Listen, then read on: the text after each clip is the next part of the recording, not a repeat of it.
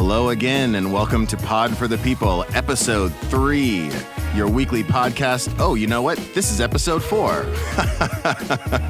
Hey, welcome to Episode 4. This is your weekly podcast. We provide updates on what's happening around Santa Cruz politics, culture, and life. I'm your host, Drew Glover, born and raised here in Santa Cruz and candidate for the Santa Cruz City Council election this November.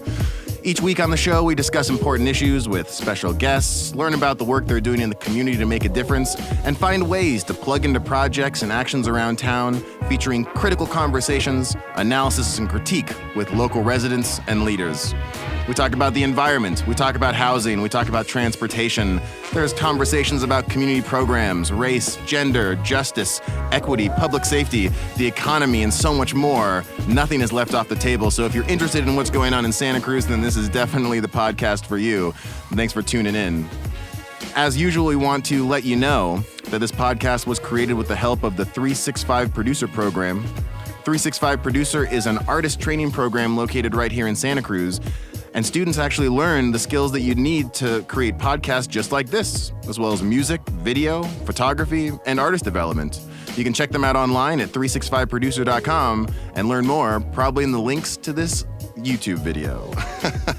Last week, we were blessed with the talent and kind of presence of local Santa Cruz hip-hop artist, activist, and lyricist Lyrical Eye, also known as Isaac Collins, where we spoke about his background, life as an artist in Santa Cruz, the role hip-hop plays in politics, and we even got to hear a live freestyle towards the end of the show. So if you missed that, rewind time and check out the one before this episode.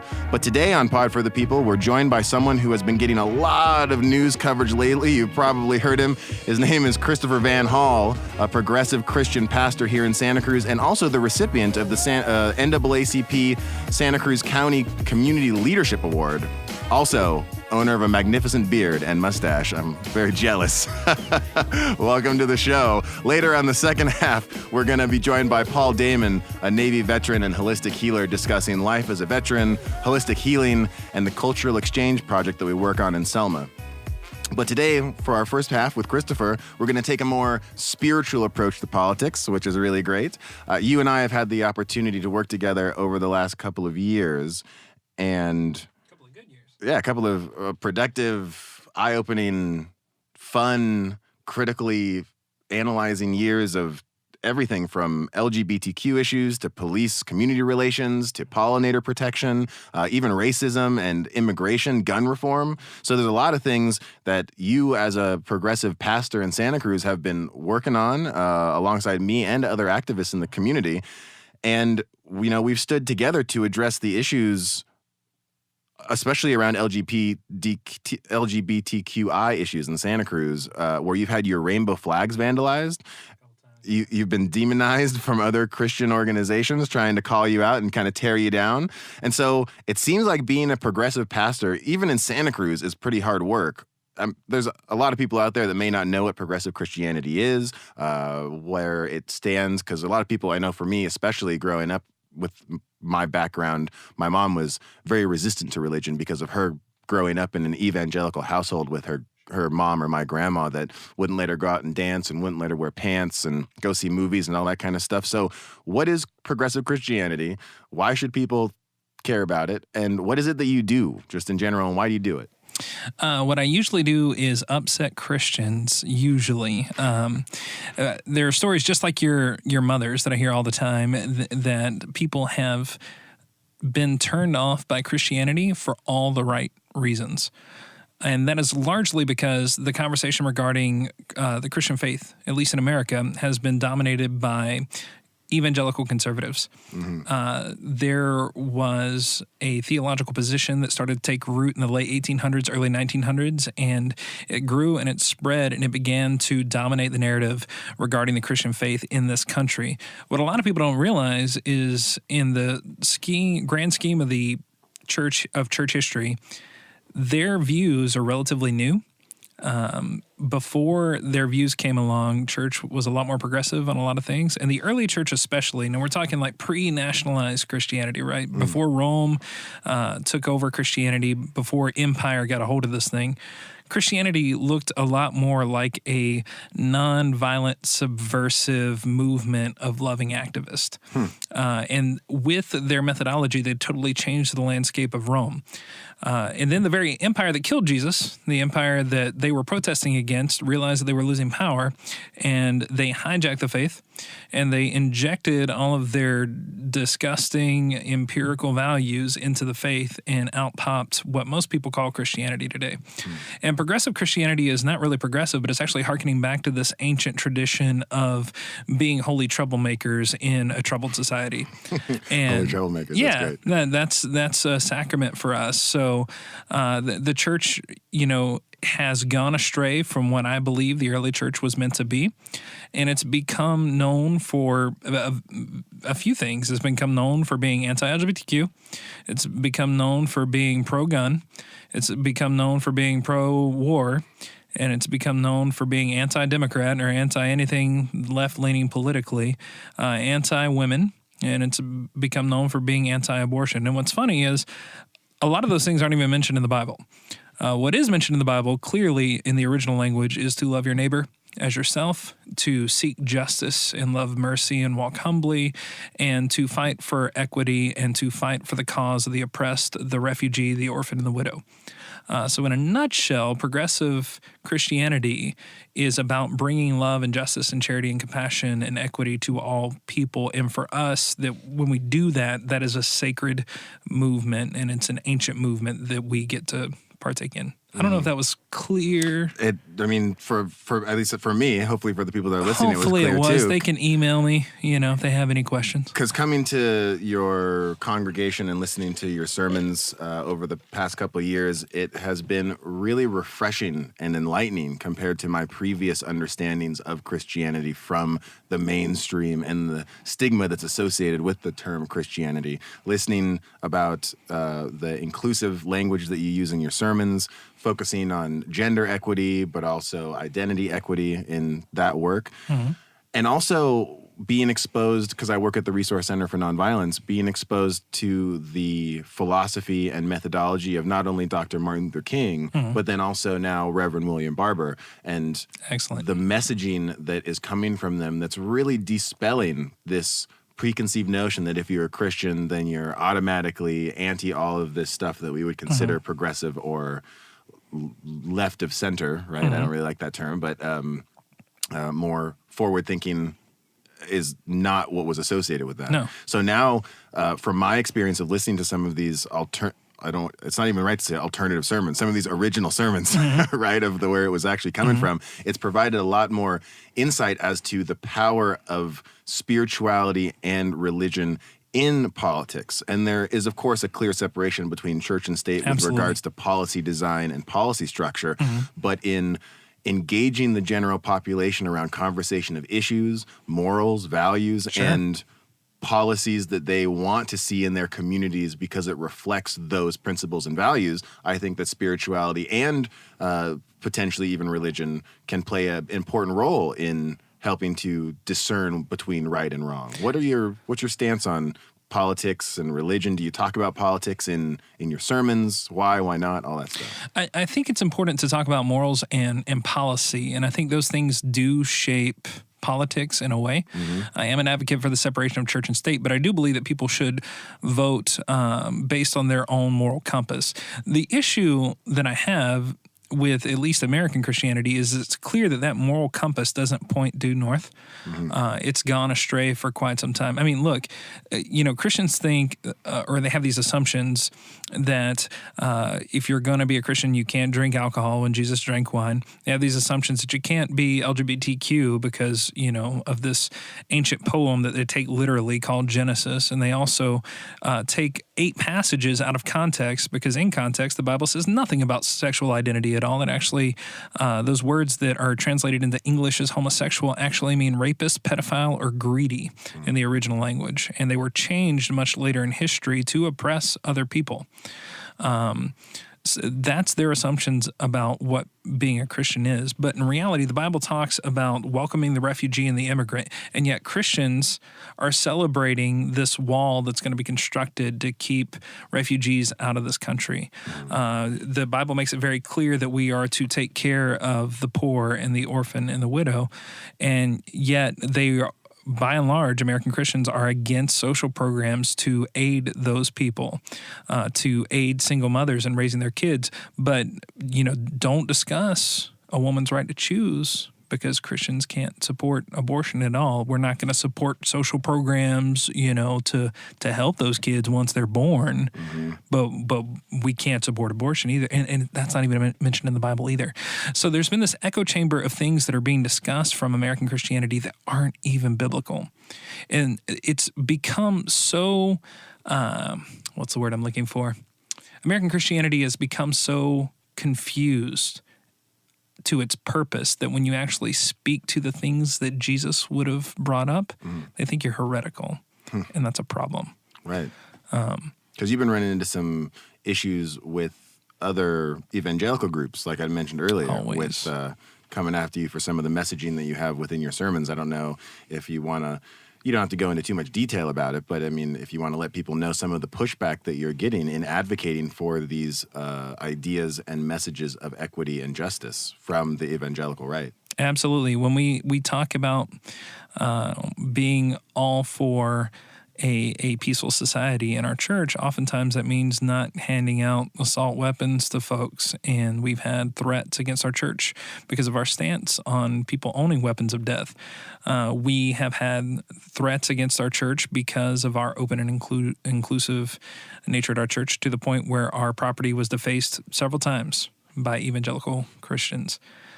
We have often had people make derogatory remarks about, our congregation, or had people show up and make a scene because we are pro Black Lives Matter.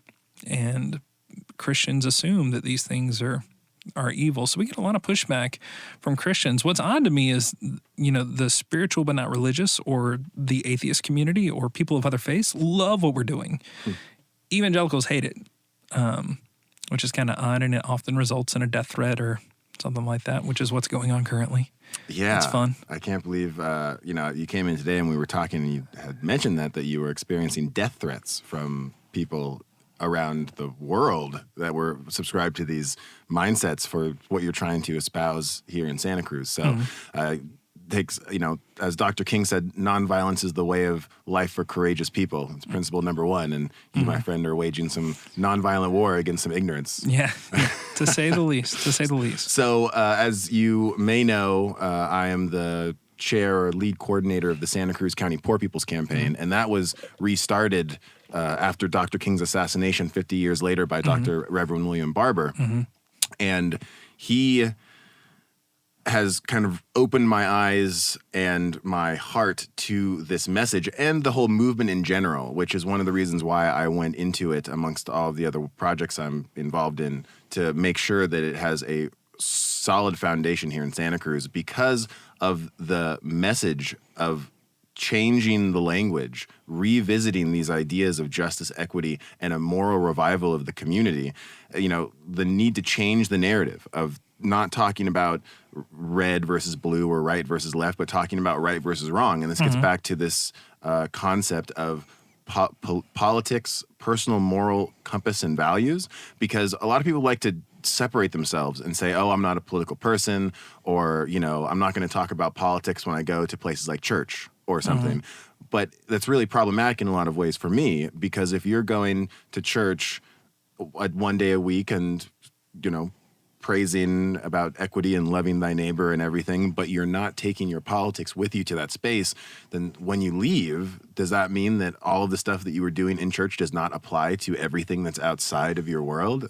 So it's hard to it's hard to grasp that for me sometimes, but a lot of people are resistant to Christianity, to different forms of Christianity. Sure. And if you had asked me a year ago if I would have been sitting and listening to sermons, I would have told you that you were crazy, because I'm like, no way, what are you talking about? But the more I learn and the more I listen, the and keep an open mind. Just because the word God is in there, when I think about it or hear it, I replace the word God with universe, right? And it seems to be a little bit more palatable. But this is a clip I want to play for us. It's from one of Reverend Barber's sermons on May 20th of this year, and I just want to get your feedback about Absolutely. it. So let's take a listen to this and see what you think.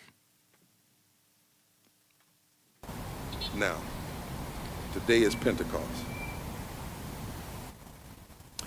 And in the Jewish community, it's called the Feast of Tables, Feast of Weeks, the Christian tradition, Pentecost.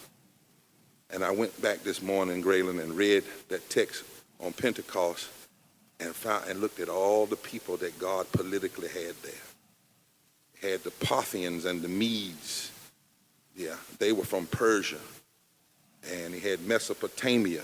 They were from Syria and what we call modern-day Iraq and Kuwait. He had Judea from there, folk from around Jerusalem, folk from Cappadocia, Pontus, Asia, Phrygia, Pamphylia. They were from Roman provinces. Today we would call those Turkey and the Asia around the Black Sea and the Mediterranean. They had folk there from Egypt in Africa.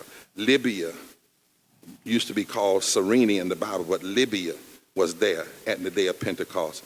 And the Cretians were there from Greece. And the Arabs today, what we call Saudi Arabia, Yemen, Oman, United Arab Emirates, Qatar, they were all there at Pentecost. I ain't talking about Trump's politics. I'm talking about God's politics. I'm talking about what Bishop Carey said yesterday, that the whole world was a sanctuary. And God got them all there. Good God from Zion. And the Spirit fell, and everybody was impacted. When God moved, everybody had a right to the Spirit. Regardless of what country you came from or what your skin color was. All I've come by to say that any doctrine of racism that prevents somebody from any access to any part of this democracy is not just against the American Constitution, it's against the way of God. Because when God moves in a Pentecost movement, everybody has access. And I stopped by to tell you across the nation, we need a political Pentecost. We need a new wind to blow in America. We need a new fire in America. We need some new tongues in America. The tongues of love, the tongues of justice, the tongues of mercy, the tongues of grace, the tongues of everybody got a right to live. We need a new spirit in America. In fact, touch your neighbor and say, new spirit, new spirit. We need a new spirit all over America. Turn to your neighbor and say, you belong here. That's the politics of God. Say, you have a vote here. That's the politics of God. We need that kind of thing to break through. And if the parties can't do it, then let the movement do it. But it's time for a political Pentecost. I'm tired of elections being stolen. I'm tired of people pitting black people against white people, against brown people. I'm tired of the legal battles. It's time for us to mobilize. It's time for us to register. It's time for us to have the legal battles we need to have. And it's time for us to change the map, not so much from red to blue, but from wrong to right. And we can do that. We can do that. We can do that because it's time for a political Pentecost in America. And that Pentecost begins with the Poor People's Campaign, a national call for a moral revival.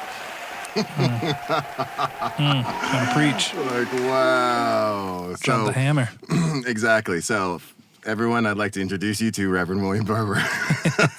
Look up more. Yeah, if you have not had a chance to look at his sermons, his speeches, the content from the Poor People's Campaign, check it out. I mean, that is the energy that I'm talking about, where it completely shifted my perspective of what Christianity could do and the power of the change it can elicit.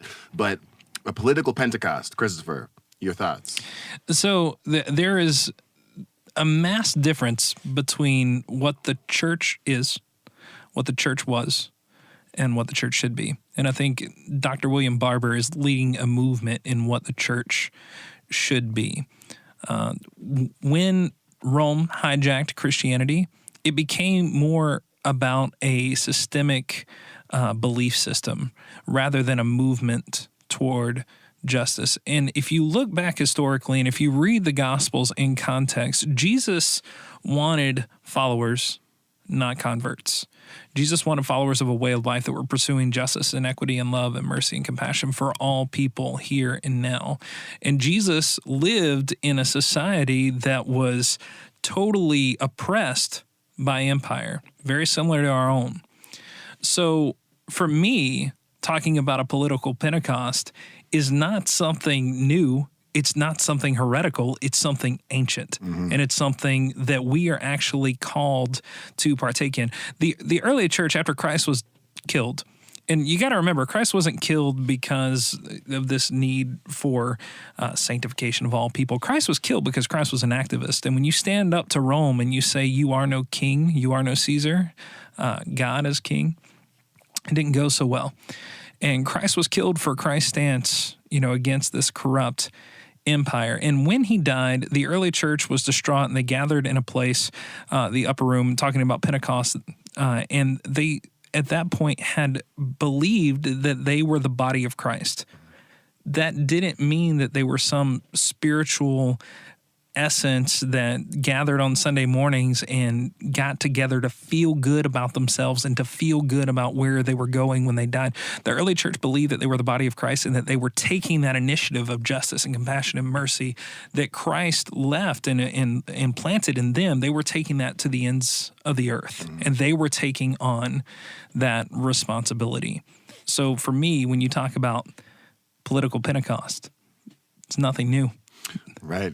It's just something that needs to be brought back. It just is something that needs to be brought back. This is our call, if we claim to follow Christ, is to be holy troublemakers in a troubled society. I'm gonna record that term as much as I can, holy troublemakers. That works out really well. But so thanks for the insight and the kind of feedback around the political Pentecost. Just this idea of representation, of different voices, different perspectives, and not trying to limit access to decision-making or to input of ideas because of race, gender, sexual orientation, where someone was born, or where they're traveling to, the status of their travel, right? They're all still deserving of love, respect, and equity in society. And that was the message of the gospel. Look, for too long, the church has stood in the front row wearing a weird number 1 foam finger on the wrong side of history. And that needs to change because that is not the message of Jesus. And so from your perspective and this perspective of progressive Christianity and the ideal world of a newly reformed political Pentecost, what are some of the things that you'd like to see happen in Santa Cruz or change in Santa Cruz that you don't think is adequately representing these kinds of ideas and values? Well, obviously, economic injustice is something that is palatable all around the country, but even more so in Santa Cruz. When your pizza guy working 2 jobs can't afford a 1-bedroom apartment and a rundown car, something's wrong. That's not justice. And for me, those folks that are, working what capitalism would label low-level jobs, which I don't believe in, and I don't think Jesus would have either, but what they call low-level jobs, they're canaries in the coal mine, right? Like, eventually, this is going to start affecting everyone. And when we start seeing people suffer and, experience homelessness when they're working 2 and 3 jobs, that's a sign of a coming economic collapse. Right. And we need to do something about it. Yes, there were a lot of similarities or commonalities that Dr. Reverend William Barber draws between Rome and the United States as to where we are right now, with the levels of inequality and leaders that can't deal with criticism or any kind of pushback without there being some kind of inflamed aggression that's associated with it, and this polarization and vilification of the poor, the destitute, and or the people that are in need of extra support from the systems that have been built ideally to support them, right? So it's problematic in a lot of ways, but there's obviously hope for the future, right? Because there are people out there like Alexandria Ocasio-Cortez, like Bernie Sanders, like all of the different politicians, Kat Brooks, that's running for the mayor position of Oakland, all these people that are standing up and taking a position where it's like, hey, we're not ready to give up and step back. We're ready to actually bring this to the foreground and start running for political office, start making changes in our communities, and holding those accountable that have gotten us into this situation that we're in right now, where ideally we can come out the other side in a more equitable, just, and representative way. And all of those folks, they encourage me so much to witness what they're doing. The complication that we're running into in church culture is that socialism has become a dirty word. Yeah. And for some reason, people think that Jesus would have been an NRA-supporting, gun-toting, warmongering capitalist. And it's just not true. Jesus would have been all for social programs that would have aided the poor, and Jesus would have welcomed refugees. He wouldn't have been, having ICE come in and rip families apart and separating children. That's not Christian at all. Yet the largest support demographic for those initiatives are in the church, and that's a problem.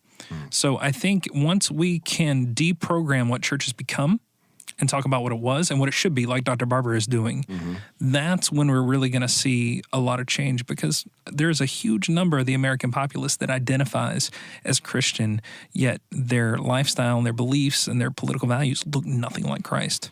And if we can deprogram that, if we can address that issue, not even necessarily attack, their beliefs about divinity of anything, if we can just talk about the ethics of Christ, I think you will begin to see things progress finally. Well, fingers crossed that's the way things go. Let's hope.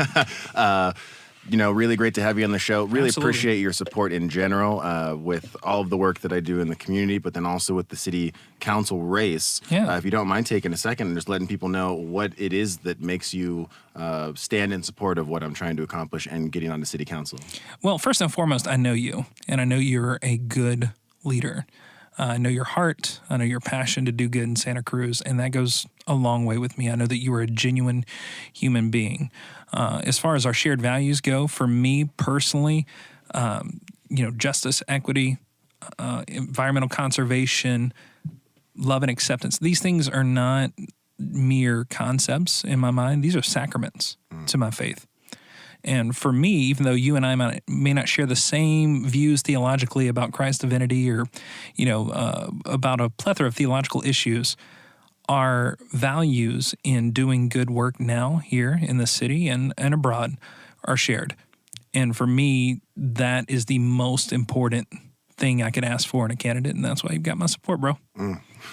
Well, I love you, brother. Thank Love you you so too. much for being on the show. Just in case you didn't know, Christopher Van Hall, he recently got married and took his wife's name. Yeah, which women is- have been doing it for thousands of years. Why can't I? Well, Christopher Van Hall is also a musician. You can check out the music at their weekly sermons. There will be some information about that in the comments to the podcast.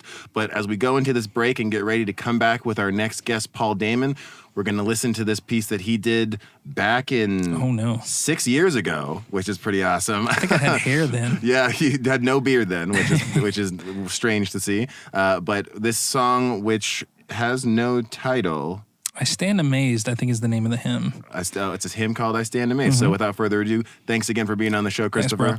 Talk to you soon. Love you, buddy.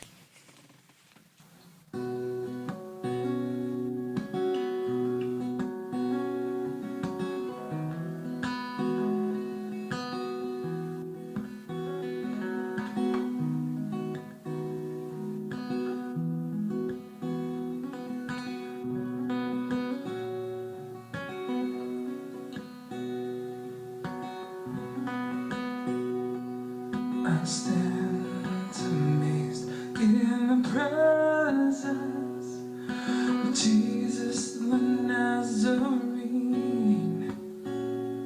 and wonder how he could love me, a sinner condemned unclean. Oh, how marvelous, how wonderful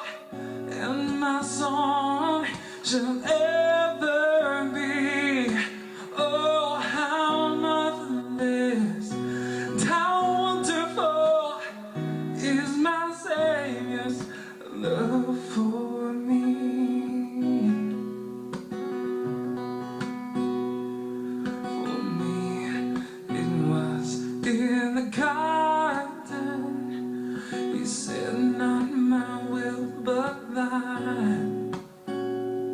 You took my place on Calvary, traded his life for mine.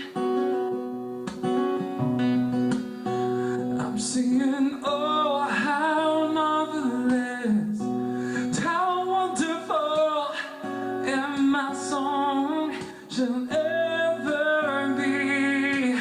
Oh, how marvelous, how wonderful is my Savior's love for me. Singing, oh, how marvelous, how wonderful, and my song shall ever be. Oh, how marvelous, how wonderful, yeah, is my Savior's love for me.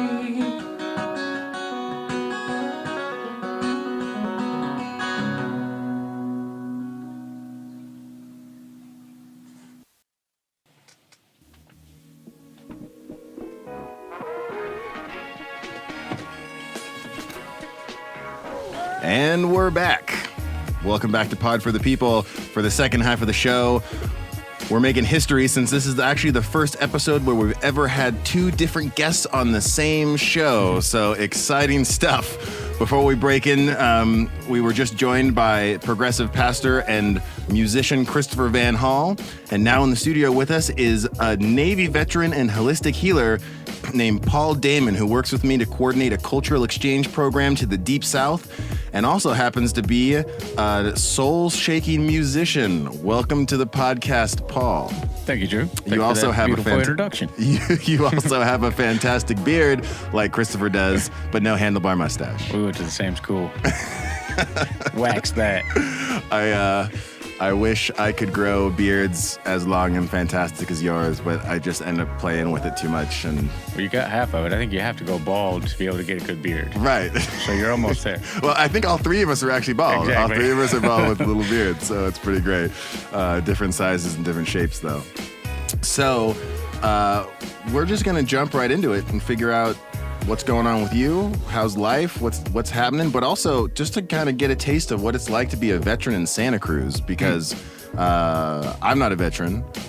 People ask me all the time if I'm a veteran, which is really interesting. I must look like a veteran. I don't know. You handle yourself like a veteran, I think. Yeah, I don't know what that is about, but we work together with some different organizations around town that focus on veterans issues. You're, all hands-on with some of the different aspects of the Vets Hall, some of the different aspects of just engaging with veterans around town. So just let people know, what's it like being a veteran in Santa Cruz? My experience coming to Santa Cruz, I kind of went through the everything Santa Cruz has to offer, meaning that I showed up in Santa Cruz as a homeless veteran, and through the supportive services that are here, was able to get back up in life and now help others do the same thing. So life for a veteran in Santa Cruz is humbling. And then hopefully that ends up turning back into servitude again, gives you something to do, because we are pretty well taken care of here and compared to everywhere else that I've been. Mm-hmm. Mm-hmm. And you're also a holistic healer, and usually when people think of veterans, I don't know if their mind automatically goes to holistic healer. So where does that fit into the mix? Was that something you've always done in your life? Is it something that you've found while you were in the Navy? What got you into holistic healing? My life in the military had nothing to do with healing. Quite the opposite. And then when I left service, I ended up getting pretty sick with Gulf War syndrome and fibromyalgia. So it took about 10 years off of just pretty bad illness and psychosis. And in December 2012, I made a decision I was going to go commit suicide in Costa Rica. And the holistic practitioners down there that I met ultimately saved my life through showing me cleanses and detoxes, yoga, meditation, positive thinking. It's an important one. And there I kind of got interested in the energies. I think more than anything, started to do Qigong and Tai Chi and starting to feel something within me that I've never felt before. And it was palpable but invisible. Mm-hmm.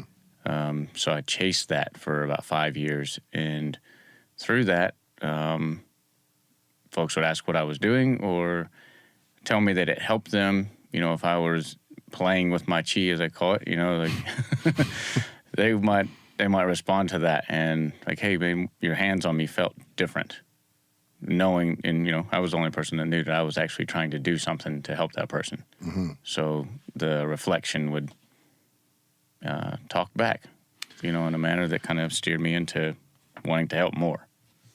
And now I should have started with this because we talked about your experience of being a veteran in Santa Cruz and what got you into holistic healings, but you got a little bit of an accent.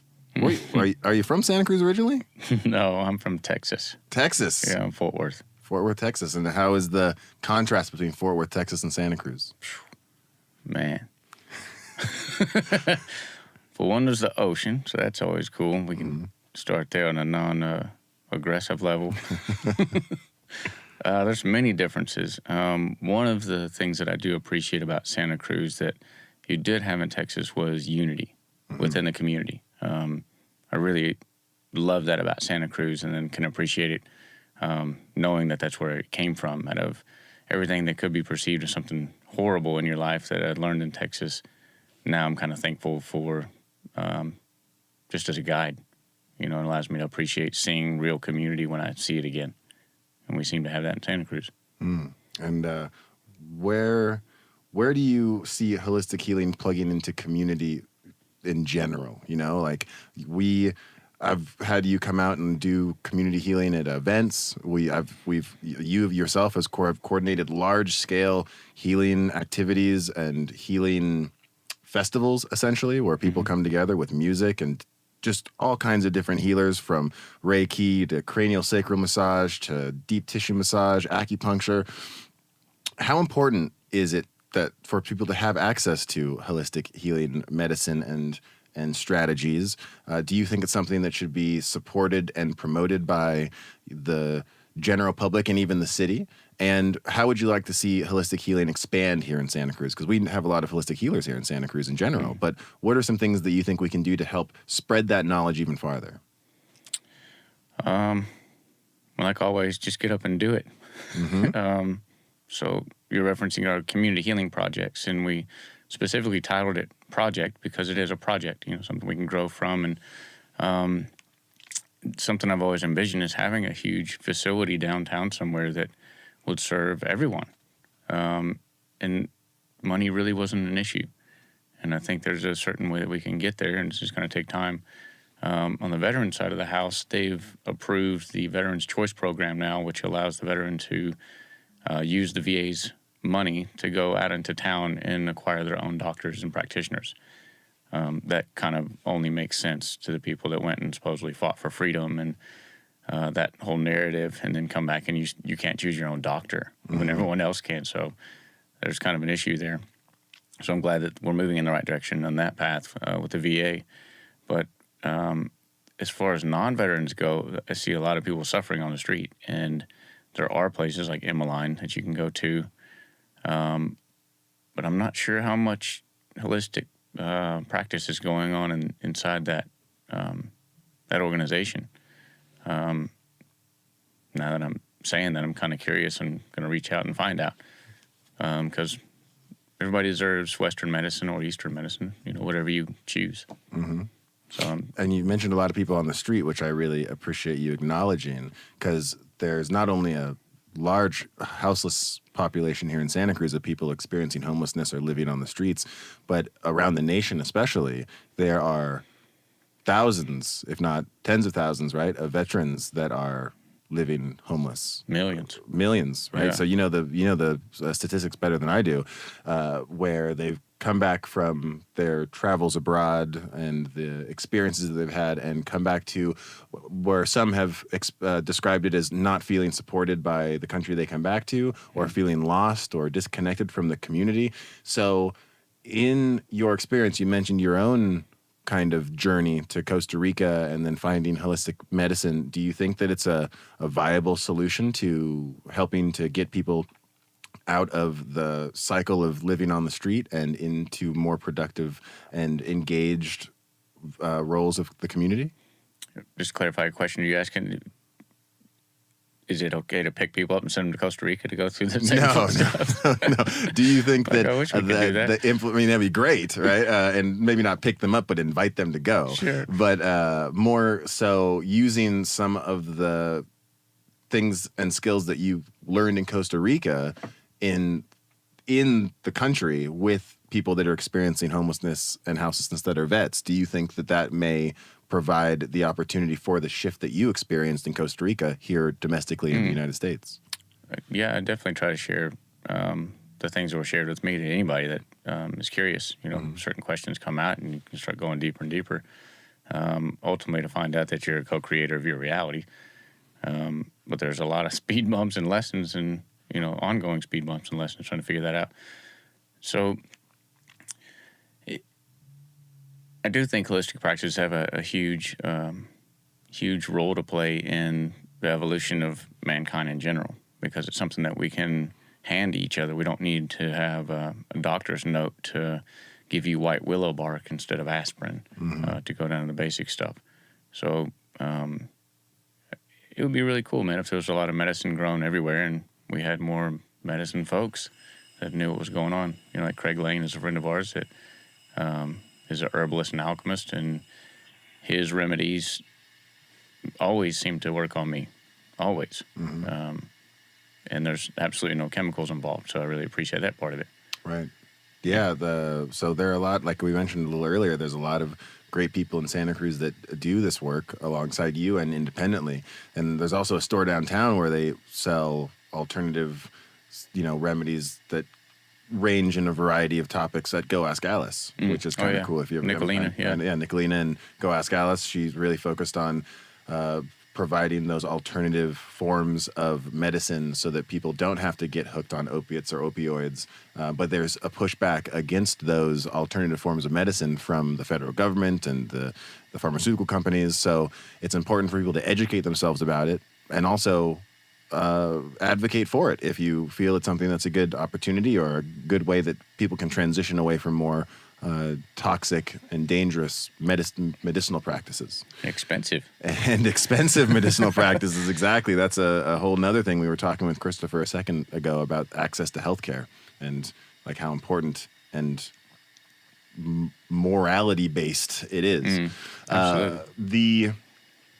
The other thing that we do together, like I mentioned before, is we coordinate our cultural exchange trip out to Selma, Alabama. But before we talk about that, there's something that happened to you last year with someone that broke into your space, right? And then inconsequently, your leg was injured from the tussle that happened in between this break-in, or however, I don't know if that's how you describe it, or that's how it's labeled in this Good Times article that they have written about you.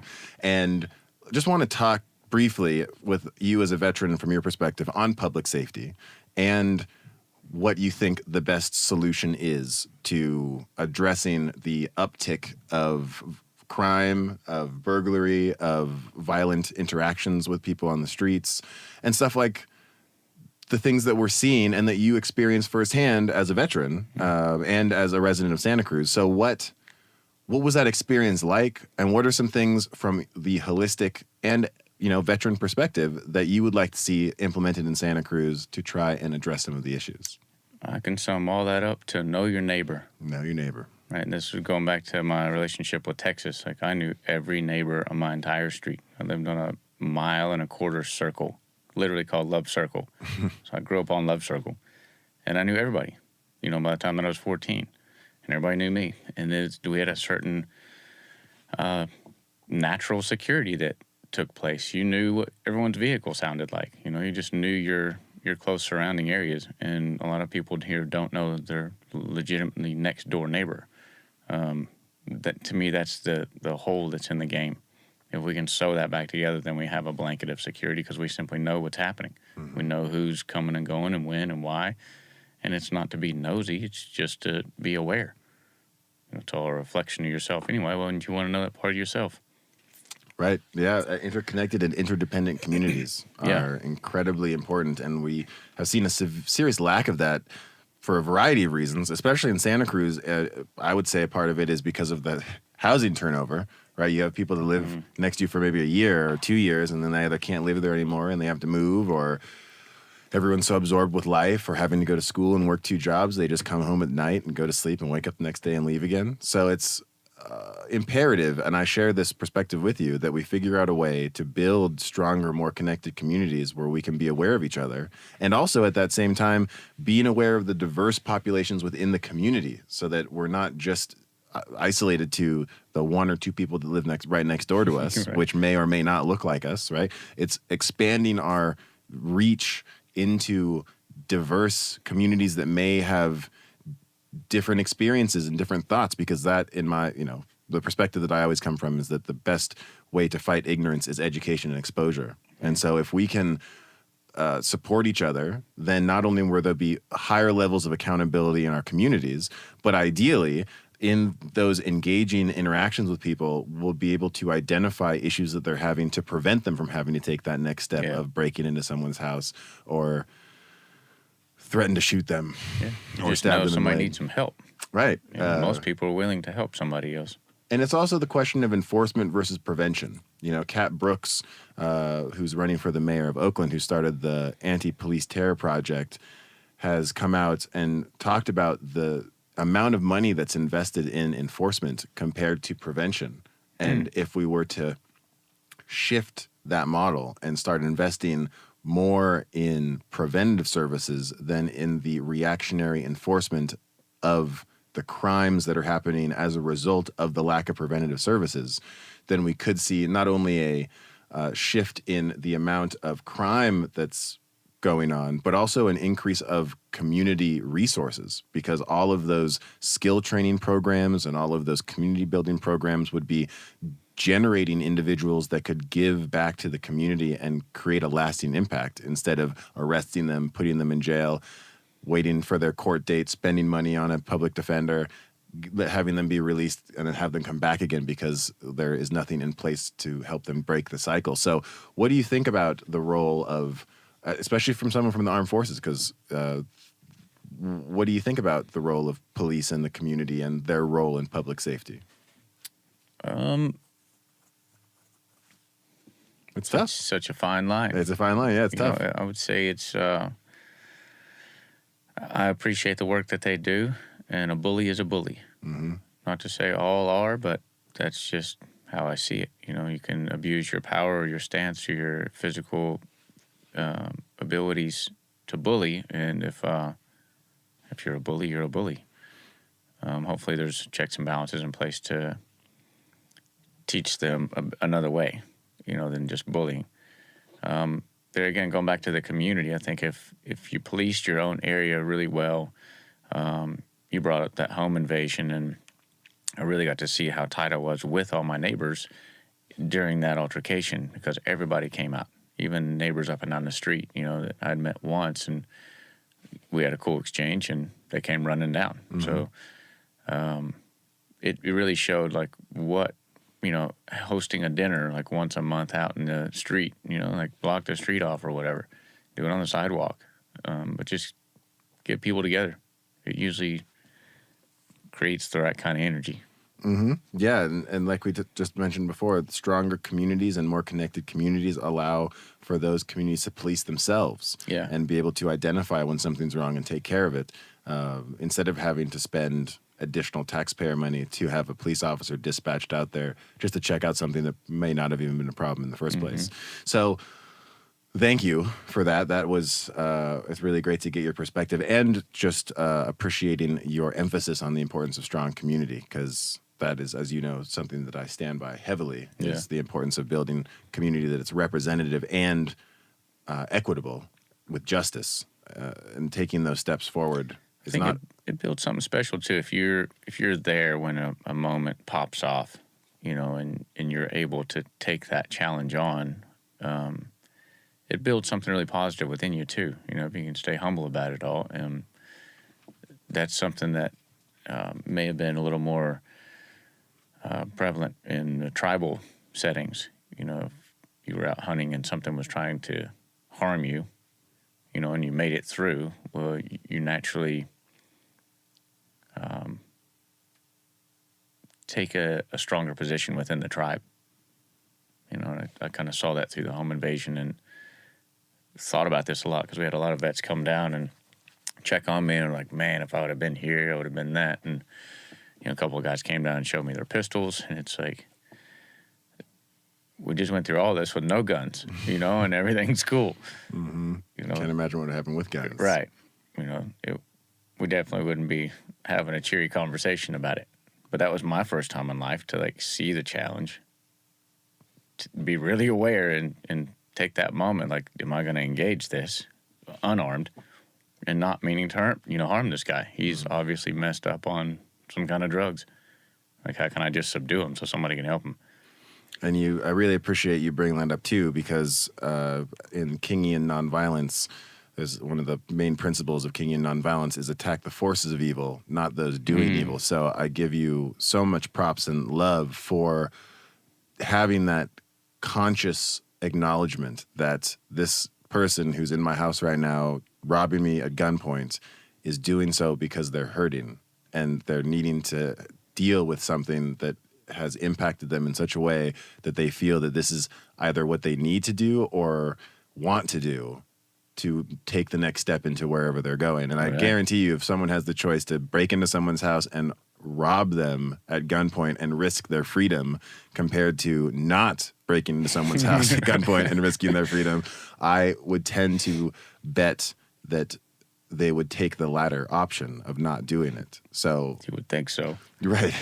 So, again, we just want to emphasize for the people that are listening the importance of empathy and putting yourself in someone else's shoes, whether it be the person that's experiencing homelessness on the street, whether that be someone who is doing something criminal or that you don't agree with, or if it's just someone that disagrees with you about philosophy that you may not share with them. It's all because of something that came out of their experiences in life. And it's our job as people trying to build stronger communities to better understand those individuals and where they're coming from so that we can offer whatever it is that we can to help them heal through that and become valuable in our community in a way that's productive and positive, as opposed to taking away and or causing people stress. And hopefully their story will help others that are in that same narrative somewhere in their trail, Mm-hmm. Mm-hmm.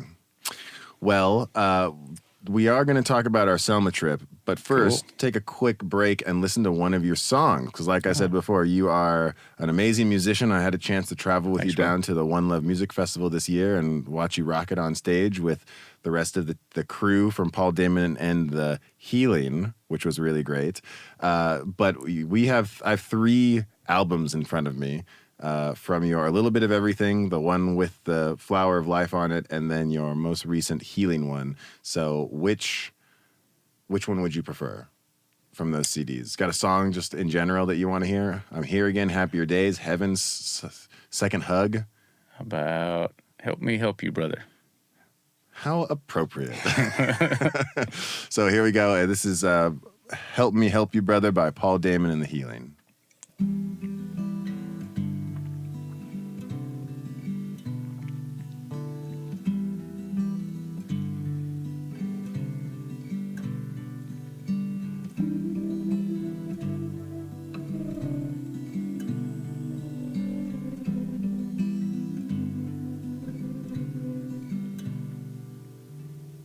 Help me help you, brother,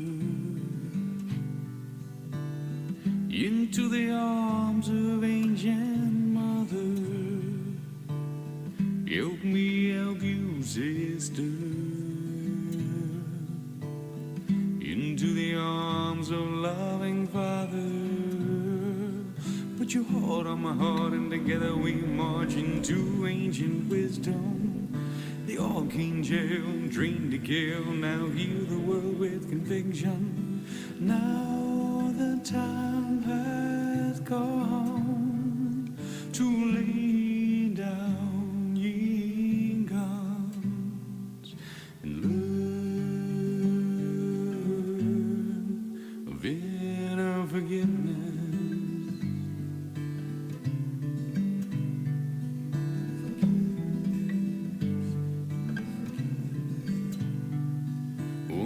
side hope and love, on the other side anger and hate, in the middle the joys that determines your fate.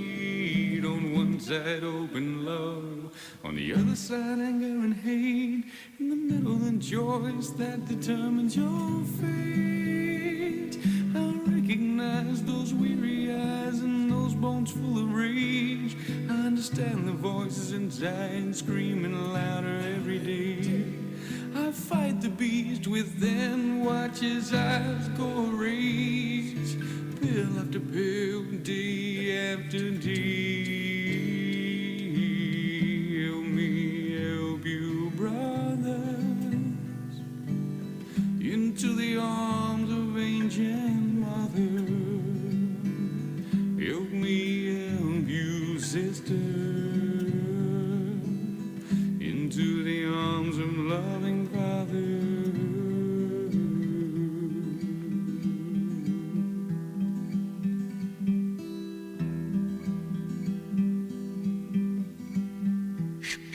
Forgotten battle cry, a tearful sigh, a warrior fades away. Day after day, day after day, day after day. Help me help you, brothers, into the arms of ancient mother.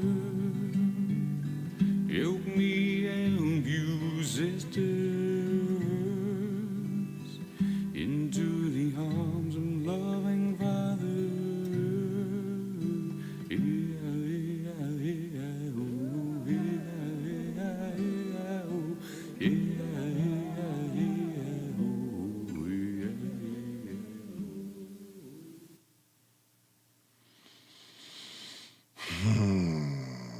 Thank you for that, brother, man. I love the gifts that you give to the world. And it's so much different than your California song we played on one of the first days of the show. Oh, so yeah. if you're listening to this now and you wanted to hear the California song, you could check that out. You could also go to pauldamonmusic.com and check it out too. You know, it's going to be in the links to in the link of the podcast. So just really quick, tell us about what got you into music, why music, and a little bit about what inspired you to write Help Me Help You Brother. And then we're going to talk about Selma.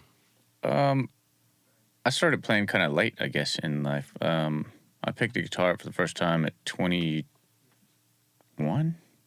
I think. 20 or 21. I had about a year left in the Navy, and kept writing a bunch of poetry, but hearing a bunch of melodies and didn't know what to do with it. And then saw a guy that I knew in Texas on CMT one day. And I was like, oh, man, he made it. And they kind of like put a fire into my ass, I guess, to like, well, you want to do something, do it. And like, well, I just want to get these melodies out. So I went and bought a guitar and started playing pretty much, at least a couple hours a day. And then had 6 or 10 songs written the first 30 days, and that just kind of kept coming. So now I'm over 1,000 songs and kind of every genre and all over the place. And I found it to be very healing for me. It was the way that I could really just release, and it was a place that people could handle my intensity, was on a stage, because you're on a stage. We don't want to see that walking down the street, eating an ice cream cone. And that's where I was at in the military. It's like it would just, all the venom would just come out every once in a while. And so I found a place to put it, and it became very constructive instead of destructive. So I could throw the same temper tantrum out on the streets and, get my ass chewed by my whole family and everybody else. But if I do it holding a guitar, it's a whole different ballgame. Like, hey, man, there's some lessons in this. So I started listening to the lessons, and that's where it really changed for me. Well, I encourage anyone that hasn't listened to more of Paul's music to go and check it out. It's just really wonderful. Also, you can check out his Facebook page. I'm sure he'll have updates about when he's going to go and play. He was playing down at First Friday this last Friday. Yeah, I saw you down there, which was cool, with our friend Sean on the drum. I don't even know what kind of drum that is. The conga drum. Conga drum, yeah, that's what I thought. Okay, so that was a little bit about the music. Just wanted to let people know about it and get a taste of some of your skill. But what I really want to talk about is our trip to Selma. Yeah. Because... Got it. Thank you.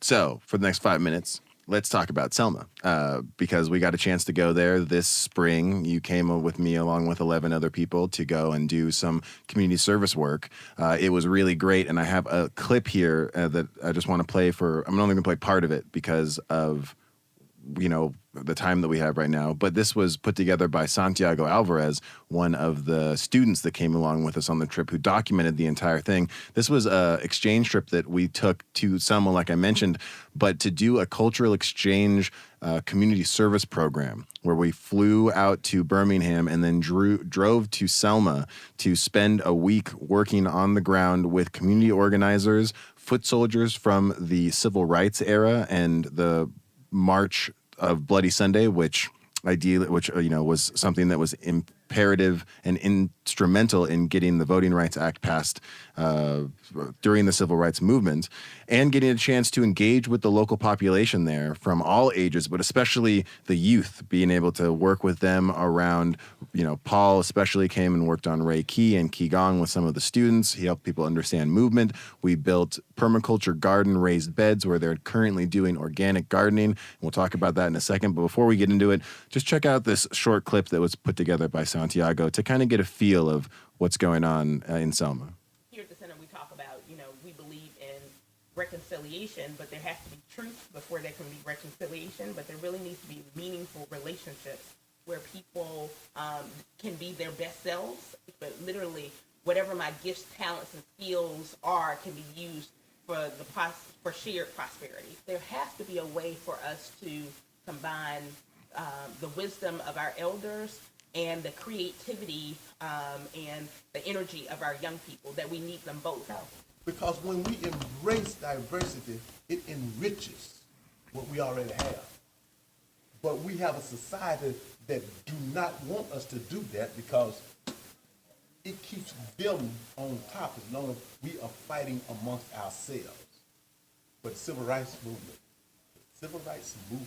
that Dr. King spearheaded would not have gone anywhere. It would have died if it had not been for the students, the youth that fueled the civil rights movement. I expect great things from you. And look at us. Even in the situation, the way things are in Selma right now, we still got love. We still got joy. We still in the struggle, for real. That's the only time we have change, is when people address the issues. And social movements are like jigsaw puzzles. Everybody has a piece.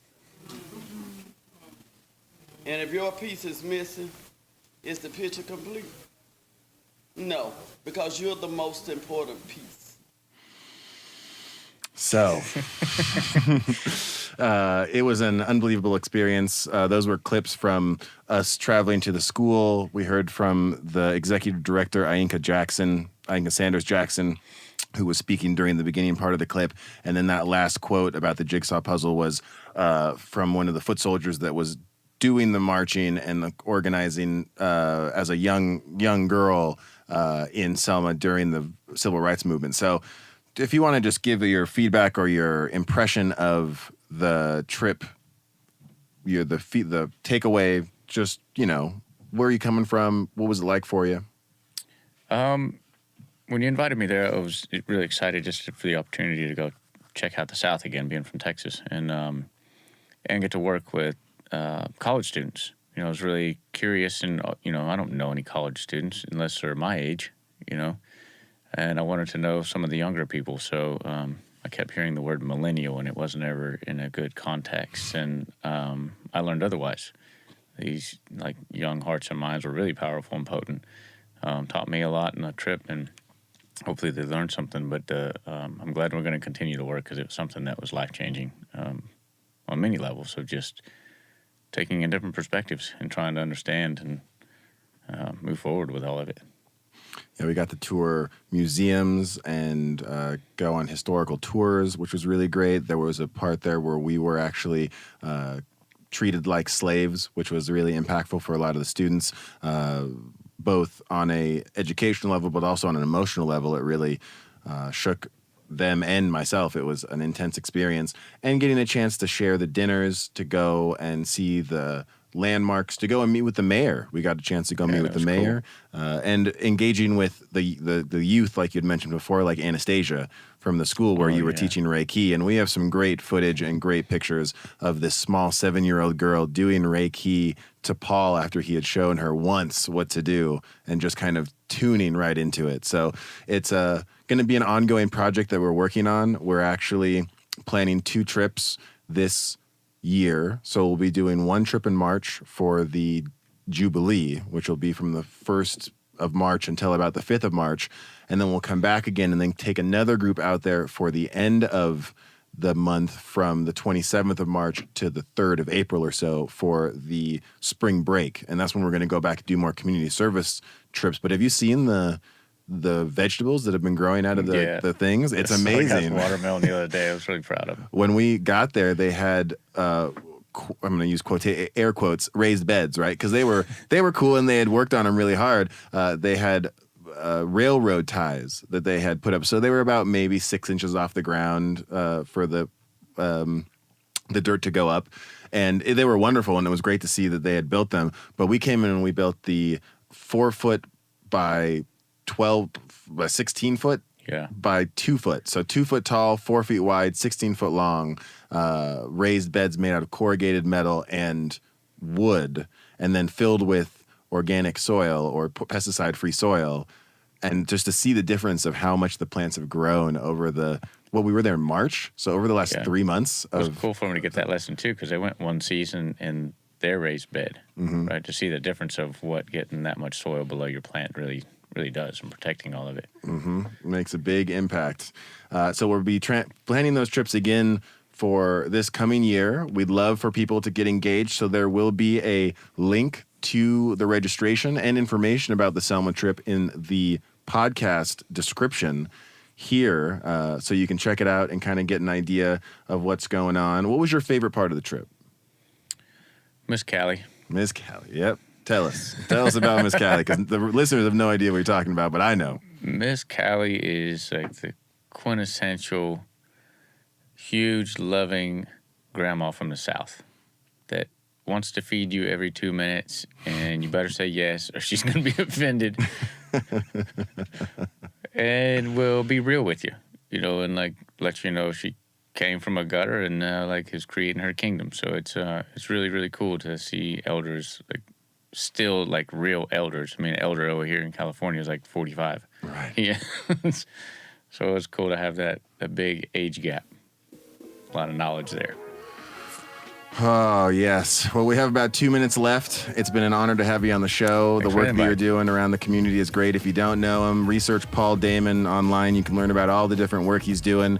And it's great to have your support. If you don't mind taking a second and just let people know why it is that you support what I'm trying to accomplish getting onto City Council this November, I'm sure they'd love to know.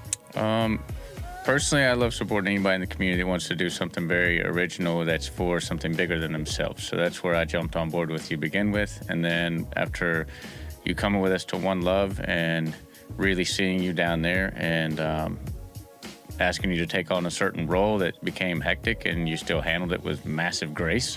And that's kind of what I always saw in you, like the person that could be the calm in the middle of the storm. So I kind of held that moment and hot potatoed it to you, and you did it well. And then going to Selma and you meeting with the mayor and inviting all of us in there, and the way you handled that meeting and really keeping him on his toes. For some guy that's kind of been in the game a little longer, you were asking some really potent questions, and it was an honor to stand beside you and watch all that take place. It was really cool. So you have all my love and respect. Well, thank you, brother, man. I really appreciate just you in general and having you involved in my life. I know that we'll accomplish great things as we continue to work forward into the community.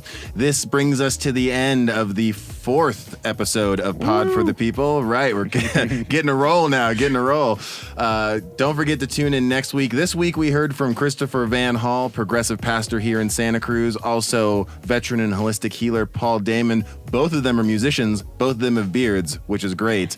Next week, we're going to have a special guest, John Brown Childs, who's a sociology instructor up at UCSC, but who also has created a piece that he wrote called peace teachers in and from California's Soledad prison. He's a part of the Prison Project with the Barrios Unidos organization here in Santa Cruz and works on trans-communal cooperation.